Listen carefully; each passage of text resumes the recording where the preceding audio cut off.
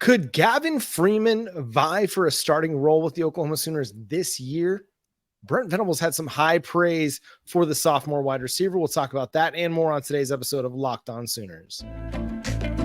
You are Locked On Sooners, your daily podcast on the Oklahoma Sooners, part of the Locked On Podcast Network, your team every day.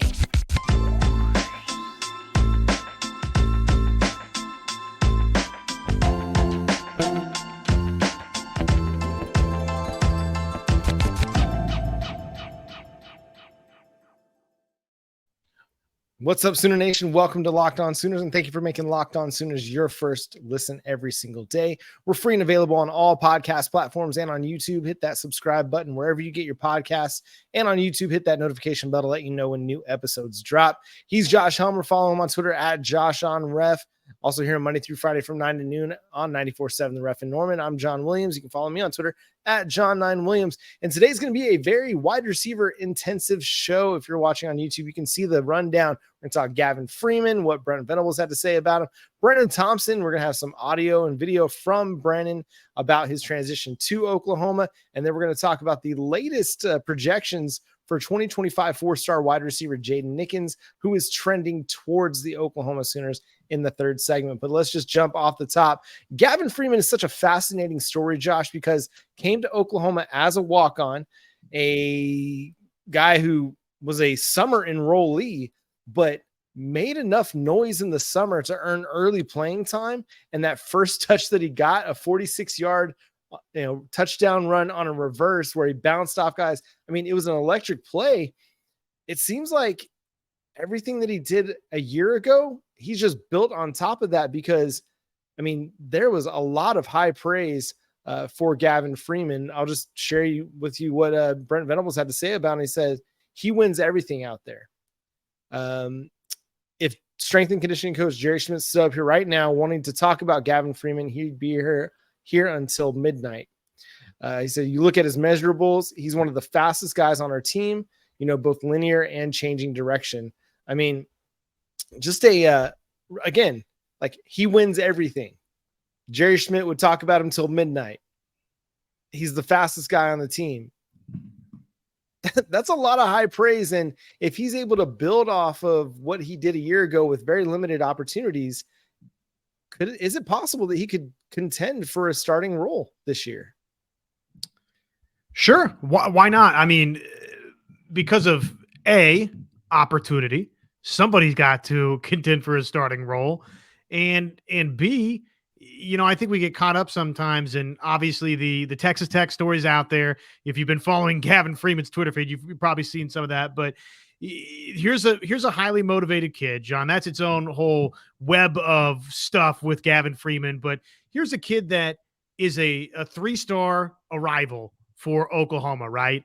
He walks on at Oklahoma, but he had offers from Texas Tech, had an offer from Tulsa, had an offer from Air Force. So I think, it's easy as an Oklahoma fan, not saying every Oklahoma fan, John, but it's easy to get caught up in the walk-on attached to Gavin Freeman, right? And yet here's somebody that, again, the Texas Tech thing, as an aside, he got an offer from Texas Tech. He got an offer from Tulsa. He got an offer from Air Force. So this is somebody that had big-time offers out of high school. And so of his own recruiting merit coming out of high school, again, we get caught up in the walk-on this, walk-on that thing. The bottom line is the walk-on game at Oklahoma has changed, John. We've detailed that in the past, that guys that maybe could have gotten a scholarship in the past, maybe an in-state kid or two because of name, image, likeness, maybe that winds up as a walk-on. So anyways, I think he's very, very talented. Probably not the most succinct way to get to that point. 7 rushes a year ago for 71 yards, and then obviously the 3 grabs for 46. So production, he should see all of that skyrocket, I would think, this season. And even though, again, maybe he wouldn't be the first name for some in terms of who they're projecting to be this breakout candidate, I don't think we can totally dismiss it. Absolutely not. So he had very few touches last year, but he really made the most of them. I mean, of the 3 receptions he had, one of those was a 41-yard grab. And so like he made big plays happen when he got on the field.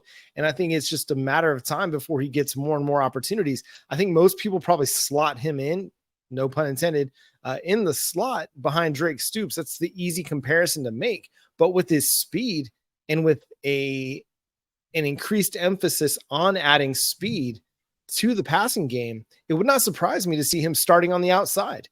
With Jalil Farooq on the outside as well, and then Drake Stoops in the slot. I mean, Gavin Freeman's ability to win with speed, I think that's going to be an interesting element to Oklahoma's passing game. And I'm not going to rule it out at this point because, I mean, the head coach loves him. The wide receivers coach loves him. The offensive coordinator loves him. He's made big plays when he's had an opportunity to make big plays. I mean, it's kind of all sitting there in front of him. And so it wouldn't surprise me to see him roll out there week 1 against Arkansas State with the starting group, because again, and later, I wrote this story over at Sooners Wire. Brent Venables goes on to say, I say this with all appreciation and thankfulness for Gavin and his mindset, his attitude, and what he's done. He makes everyone around him better. Again, high praise. And that the coaches want to reward that. They want to give him the opportunities. And so, again, it would not surprise me to see him be a starter this year. Well, and I think, even if he's not a starter for Oklahoma, which, I mean, it's going to be tough for anybody to be a starter at Oklahoma at wide receiver, because guess what? Even though this is a position group that we're talking about, Marvin Mims moves on, and okay, can Jalil Farooq be this number 1 wide receiver? And oh my gosh, there's not a ton of proven production coming back. You've went and added all this talent out of the transfer portal. You continue to recruit. I mean, we're talking about, hey, wait a second, when are Jaden Gibson and Nick Anderson going to deliver? These are blue chip signees for Oklahoma. There's talented guys there, and they're going to eventually make plays. So it's going to be tough for anybody to crack that rotation. But John, I think we can pretty safely assume now, or say, based on how Brent Venables is talking about Gavin Freeman and the fact that Oklahoma felt comfortable enough to say, yeah, let's bring him in for Sooner Media Day right off the bat, the way that he's working, the way he's attacking this thing, he's going to contribute in, I think, an elevated capacity from a season ago. Whatever you define that as, whether it's starter or this or that, he will be, yes, more involved, I think, than a season ago. And Jeff Levy said he wants to play 6-7 wide receivers and not rely upon guys having to play 75, 80 snaps in a game. So it's going to be a very fascinating storyline to follow as we go through training camp, because I mean, there are a lot of wide receiver options. We're going to talk about another wide receiver option that Oklahoma added in the offseason. We're going to hear what Brenen Thompson had to say about the transition, what he brings to the table, and will OU Texas have any added emphasis for him? We'll talk about that. First, let me talk to you about our friends over at LinkedIn. These days, every new potential hire can feel like a high-stakes wager for your small business. You want to be 100% certain that you have access to the best qualified candidates available. That's why you have to check out LinkedIn Jobs. LinkedIn Jobs helps find the right people for your team faster and for free. Again, if you're a head coach and you're trying to figure out who the best fit is for your team, I mean, they're going through high school tape. They're talking about high school coaches. Well, as an employer, you may not have that option. So you need to go to LinkedIn, where you can get great screening questions that make it easy to focus on candidates with just the right skills and experience, so you can quickly prioritize who you'd like to interview and hire. It's why small businesses rate LinkedIn Jobs number 1 in delivering quality hires versus leading competitors. LinkedIn Jobs helps you find the qualified candidates you want to talk to faster. Post your job for free at linkedin.com/lockedoncollege. That's linkedin.com/lockedoncollege to post your job for free. Terms and conditions apply. So it is wide receiver heavy today on Locked On Sooners. My favorite position. It's an exciting one, we hope, again in 2023. Well, one of the guys that, of course, Oklahoma is counting on, it's a Red River relocation, and it's a nice Red River relocation. Brenen Thompson, of course, the Texas transfer that we kind of know, okay, speed, but he said the other day, though maybe he's answered this question once or twice somewhere else, he answered it for us. Why are you at Oklahoma? For me, closer to home. It's somewhere that, I did a lot of praying. I talked to my family, and this is somewhere that, you know, the man upstairs drew me. And I think for multiple reasons. Closer to my roots, you know, it's more who I am coming from a 3A, you know, small town in Texas. Austin was big, you know, Austin had traffic, Austin had, you know, a bunch of different things that I had, you know, previously encountered. And so moving here, you know, it felt like home, and this is home to me. I am, by the way, affectionately referring to that portion as the anti-Caleb Williams. Very much so. You know, you go down I-35 and it doesn't take long before you don't even get to Austin proper and you're already hitting that I-35 traffic, and it's ridiculous. Doesn't matter how much construction they do, how many layers to I-35 they add vertically. It's just crazy traffic. And then you get into the city itself and it's bananas. But, you know, he was a guy that was recruited by Emmett Jones once upon a time. And I'm not sure if we have that audio tonight, but, you know, he talked about just the relationship that he had with Jones and why that mattered to him too.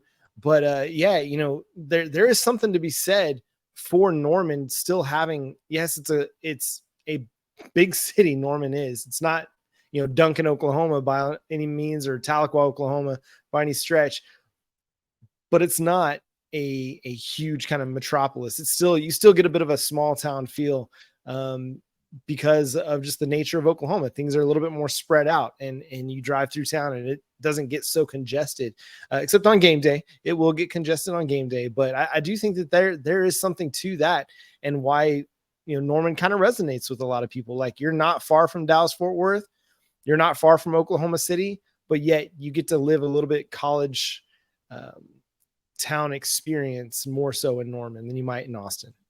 Well, and you just nailed it right there. You know, say what you want to say about Norman, Oklahoma, but Norman, Oklahoma feels like a college town. When you're over at Lindsay and Jenkins, and then you're walking across the ovals, the North and South Oval, it is a college town experience. It feels that way in Norman. And, you know, that resonates with some guys, and obviously it resonates with Brenen Thompson. Okay, Brenen, what do you bring to the table as a wide receiver? Big plays, but at the same time, I'm going to bring a leadership mentality.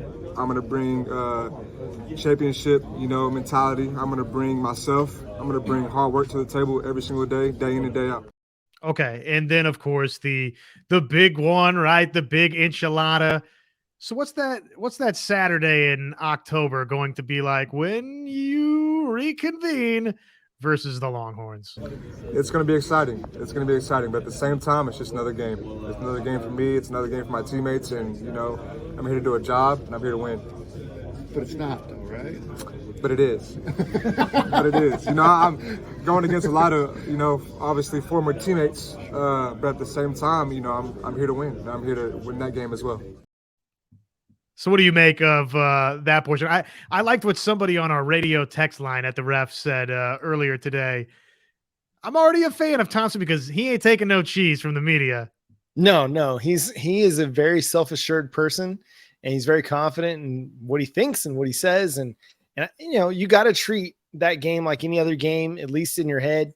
You know, you can't build it up anymore because, you know, you play outside yourself and you end up, you know, making mistakes or not doing the things you're supposed to do because you're trying to provide a little extra energy or extra excitement because it's the Red River Showdown. You just leave that to the fans. You leave that to the networks. You let everybody else build the game up. Yeah. If you're a player in the game, you got to treat it like every other game. And the other interesting angle, a little bit more needling on, well, wait a second. What do all your friends and family from back home? They're Longhorn fans. And he said, Brenen Thompson said about everybody from back home being Texas fans. Well, actually, most of my fans are Oklahoma fans. Oh, really? They are, because I'm from, you know, Spearman, Texas, yeah, which is only, you know, Texas Panhandle. And right. So that's a lot of time that's closer up here than it is down there to Austin. Fair enough. And so I think a lot of my friends and family were just, you know, happy for me to finally fit in somewhere and finally be able to be myself. So there you go. I hope everybody enjoys that little from Brenen Thompson at Oklahoma Media Day. A likable young man. And again, I just thought that was so great that he took it's different. And he said, oh, no, it's not. He just deflected it. Yeah. And I think, like, again, you got to have confidence playing the wide receiver position. And, you know, it seems like he exudes that, you know, just a guy that, again, is very comfortable in who he is. and with the media and the questions that they're asking him. I mean, it's easy to kind of get bogged down on the OU Texas thing, and he didn't let that slow him down at all. And I mean, nothing's going to slow him down. He's a fast dude. He's going to create big plays. And again, that's a big emphasis for Oklahoma right now. And obviously it goes without saying, John, but let's see. You had Gavin Freeman at Sooner Media Days in attendance. You had Nick Anderson in attendance. You had Brenen Thompson there. And there might have been another wide receiver. Yeah, of course. Jaquays Petaway, who was the talk of the town. How dare I forget about Jaquays Petaway? I'm sorry, Jaquez, that I forgot about you there for a second. But so, I mean, obviously, Brenen Thompson, though, in his own merit, John, at times myself, I'm guilty of, well, wait a second, did you see who they brought to media days? And I do think at times it can be an indication, and other times maybe it's, hey, somebody's good talking with the media, or it's a nice story, or they want to, afford an athlete that opportunity. So, read into as much as you want to read into it, those wide receivers that were at Sooner Media Day, or don't. But I think we can, whether we want to read into it or not, we feel pretty confident that Brenen Thompson, not that as he goes, Oklahoma will go, but as a Brenen Thompson goes, as an Andrell Anthony goes, I mean, some of these newcomers, John, in the wide receiver room, they've got to be difference makers. They have to be impact guys for Oklahoma. They really do. And because there's been so much turnover, you lost Marvin Mims, somebody's got to step up. And whether it's a group of guys that just all takes advantage of their opportunities, so be it. If you don't have, 3 defined guys leading the way in your targets and receptions at the wide receiver position, but you have 1 or 2, and then, a group of guys that just make plays when the ball's thrown their way, then man, that's all you really need. And then you just let the target share and, pass distribution, you just let that play out, but you just got to have guys that make plays. Speaking of a guy that makes plays, we're going to move to the 2025 recruiting segment here for a second. And again, all of our recruiting segments here on Locked On and the Locked On Network brought to you by LinkedIn. Go to linkedin.com/lockedoncollege to post your job for free. Terms and conditions apply. The Oklahoma Sooners, man, they're making so much progress and headway on the 2025 recruiting cycle already. I'm like, thank you. That's awesome that you guys are committing early, but I'm trying to still finish the 2024 cycle up. Let's slow down a little bit, but they're already making headway on another in-state product, Jaden Nickens, out of Millwood High School in Oklahoma City, four-star prospect, 6'3". Man, the dude plays like he's 6'3". I was watching him, and he reminded me of a guy like Treylon Burks, now at the Tennessee Titans. Just a big physical player, someone who's going to be able to make plays happen after the catch. Someone who not only does he make it happen after the catch, he can make plays in the air because of his size. Just a really, really good player. And this is somebody who I'm trying to find his recruiting profile real quick. I believe he played for Arkansas. And so like, it's just a fascinating type of player, someone who kind of fits similar mold as like an AJ Brown at Ole Miss, who was, someone that Jeff Lebby, I think, had the privilege of being the offensive coordinator for. So an interesting prospect. And again, if he does commit to Oklahoma on August 12, it will give them their 3rd wide receiver already in the 2025 cycle. They've got Grayson Harris committed. They got Elijah Thomas committed. And now it looks like everything is trending in the really good direction for Jaden Nickens. Over the weekend on Saturday, they got predictions from Brandon Jum of OU Insider and Josh McQuistion of Sooner Scoop. Today on Wednesday, got predictions from Sooner Illustrated's Colin Kennedy and from Parker Thune of OU Insider. So you could call it an avalanche, a cavalry of predictions to Oklahoma for Jaden Nickens. And obviously, with that and, the commitment date being 10 days away on August 12th, feeling pretty confident that this is going to wind up as the 5th commit right now in the 2025 cycle for Oklahoma. So just crazy. And, the fast start they've gotten off to, a couple of these, and I guess you could say 3 with Kevin Sperry, though I'm sort of treating him still as though he was a Texas State commit for Oklahoma, in the sense that what I'm about to get into next year, is this in part a little bit just the longevity now of the coaching staff coming home to roost for Oklahoma? So what do I mean by that? Okay, well, the last cycle, you didn't have a commit for Oklahoma in 24. You had a 25 commit. Sperry committed before anybody in this 24 cycle for Oklahoma. And lo and behold, now we think pretty strongly that unless something changes in the next 10 days, Oklahoma, John, is about to have its 5th commit already in the 2025 class. So that's different, obviously, than the path that 23 took in some ways, and obviously what 24 has taken for Oklahoma. I mean, it took until the summer months really for both of those classes to really take flight. This one, okay, it's the summer months, but it's 1 year in front of that for Oklahoma. So the timetables, obviously, it's much, much quicker. And to me, with the pair of these wide receivers coming from the state of Oklahoma, more than likely, and in places like, I don't know, recent hotbeds of Texas and Lee's Summit North, it's these built-in relationships, John, that now this staff over the last couple of years has been able to cultivate. Now the game's changing a little bit for Oklahoma in the recruiting regard, to where, okay, it seemed like there was a pretty defined pattern. We're waiting until that summer, right before that early December signing period, before we start getting, that avalanche of commits. Well, now we're seeing, okay, these built-in relationships that Oklahoma's made, John, they're paying off sooner. Yeah, I actually wrote an article over at Sooners Wire to that effect, that they're kind of breaking their own trend here. And I think you're exactly right. It's just the consistency, the comfort level of Oklahoma now being under Brent Venables. So much of recruiting is about relationships. And, it took time to develop the 23, 24 recruiting class relationships. Well, they've kind of had a head start on 2025 with Kevin Sperry, with these other guys. But Emmett Jones has a lot of these relationships already because of the recruiting that he's done at the high school level, both in the state of Texas and probably in Oklahoma.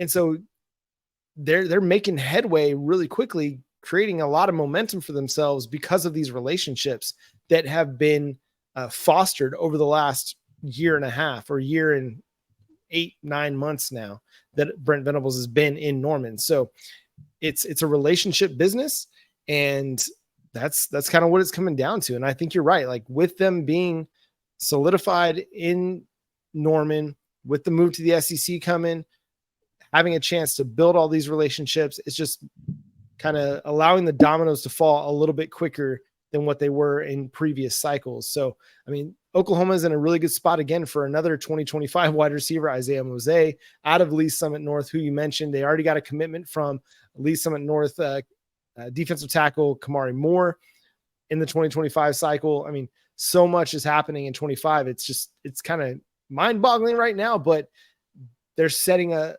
little bit new expectation. Like, okay, we're not going to have to wait until 6 months before the early signing period to start seeing that snowball effect of commitments. No, that's right. And Kevin Sperry obviously transferring, and now is going to play high school here in the state of Oklahoma. But before he was at Carl Albert, got the commitment sort of from out of state. But the point I was getting at with that is, again, whether it's these familiar landing spots like Lee's Summit North that Oklahoma's kind of building this little pipeline from, or just the relationships, John, at home that Oklahoma has built in the state of Oklahoma, to where you're getting an Elijah Thomas commitment. You're probably getting a Jaden Nickens commitment much earlier than obviously you got any of the in-state guys previously with this staff. So to me, that speaks volumes, again, to the relationships that this staff is building at home, which is, that's been a big talking point for this staff. That's been something that Brent Venables has been pretty vocal about, that he wants to start in the state of Oklahoma. And I think this in 25, John, proves to us that it's not lip service. That is honest.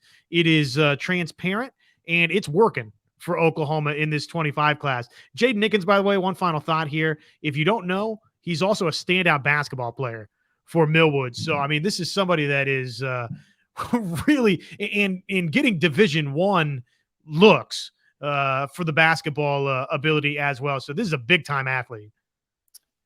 Yeah, a big-time athlete, 4-star consensus player across the board. His lowest ranking nationally is by Rivals at number 200 overall.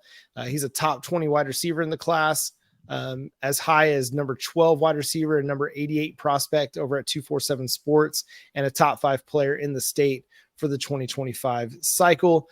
His offer sheet, most notable: Oklahoma State, Penn State, Texas Tech, Missouri, Arkansas, Texas A&M, TCU, and then a number of Group of 5 teams trying to get in on the Jaden Nickens sweepstakes. But that's going to do it for today's episode of Locked On Sooners. Thanks so much for tuning in and being part of the show. Subscribe to the show wherever you get your podcasts. We're free and available on all podcast platforms. Hit that notification bell on YouTube to let you know when new episodes drop. Be here Monday night, 9 p.m. Central Time for our weekly live show where we answer your questions, react to your comments, and break down all the latest that's happening in Oklahoma athletics.